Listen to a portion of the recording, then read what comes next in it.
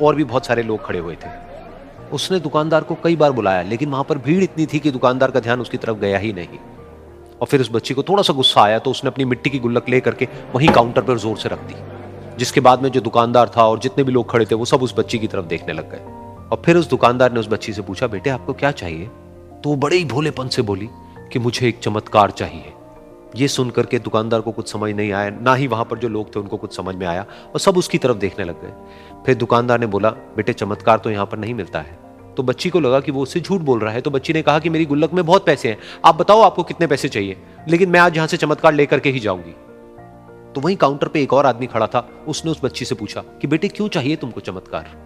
तब उस बच्ची ने अपनी कहानी बताई कि अभी कुछ दिन पहले मेरे भाई के सर में बहुत तेज दर्द हुआ, तो मेरे पापा मम्मी उसको हॉस्पिटल ले गए। उसके बाद कई दिन तक मेरा भाई घर नहीं आया। तो मैंने कई बार अपने पापा से पूछा, लेकिन उन्होंने मुझे कुछ नहीं बताया। उन्होंने बार बार यही कहा कि वो आ जाएगा, वो कल आ जाएगा, वो कल आ जाएगा, लेकिन वो आ ही नहीं रहा था।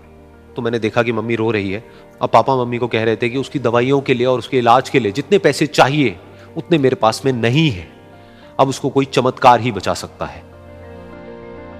तब मुझे लगा कि अगर मेरे पापा के पास में इतने पैसे नहीं भी हैं तो क्या हुआ, मेरे पास में तो है। तो मैंने जितने भी पैसे जोड़ रखे हैं वो सारे लेकर के मैं इस दवाई की दुकान पर आई।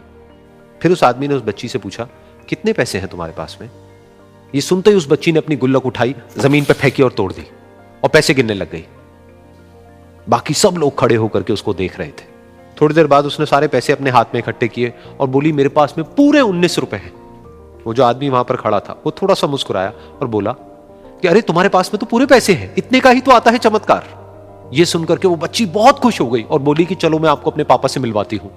बाद में पता लगा कि वो आदमी कोई आम आदमी नहीं था, बल्कि एक बहुत बड़ा न्यूरोसर्जन था, और उसने सिर्फ 19 रुपए में उसके भाई की सर्जरी करी, और कुछ ही दिन बाद वो ठीक होकर के घर वापस आ गया। फिर कुछ दिन बाद वो बच्ची, उसका भाई, उसके पापा, उसकी मम्मी चारों एक साथ बैठे हुए थे और बात कर रहे थे। तो उसकी मम्मी ने उसके पापा से पूछा कि अब तो बता दो ये चमत्कार आपने किया कैसे?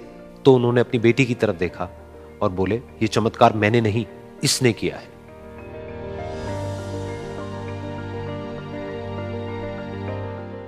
तो यहां पर एक बहुत बड़ी बात है जो हम उस छोटी सी बच्ची से सीख सकते हैं कि जिंदगी में कभी कभी ऐसा होता है कि हमको कोई रास्ता नजर नहीं आ रहा होता है और हम लोग हिम्मत हार जाते हैं। तब हमारे अंदर एक बच्चा होता है जो कोशिश करने से कभी भी पीछे नहीं हटता है।